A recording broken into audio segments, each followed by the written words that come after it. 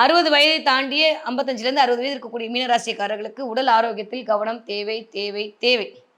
தூக்கம் வராம கொஞ்சம் டிஸ்டர்பன்ஸா இருக்கும். தூக்கத்தில வந்து இருக்கணும். ஏன்னா கிட்டத்தட்ட 12ஆம் இடத்துல ராகு இருக்காருன்னா தூங்க விடமாட்டாரு. தூக்கத்தில பிரச்சனை, சதா சர்வ காலமும் எதாவது பத்தி யோசிக்கிறது, பிள்ளைங்கள பத்தி யோசிக்கிறது, நம்ம கவலைப்பட்டாப்புல அவங்க சரியாவா போறாங்க? யூசுவலி நீங்களே நெறைய பேருக்கு அட்வைஸ் பண்ற ஆளு. நீங்களே இப்படி கலங்கிட்டா எப்படி? அதனால எப்பயும் போல கிருஷ்ணா, ராமா, கோவிந்தான்னு உட்கார்ந்துருக்கிறது பெட்டர்.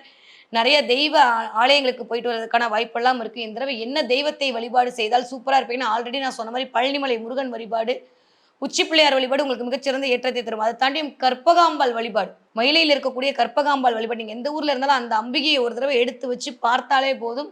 உங்களுடைய கவலைகள் அனைத்தும் தீர்ந்து கைமேல் பலன் வரக்கூடிய அமைப்பாகத்தான் கண்டிப்பாக மலர காத்திருக்கிறது. ஓகே. இந்த தடவ மீன ராசிக்காரங்க என்ன பார்ப்பீங்க? நெறைய பசுமாடு பார்ப்பீங்க. பசுமாடு அது சும்மாவே காட்டுமே, சும்மாலாம் காட்டாது.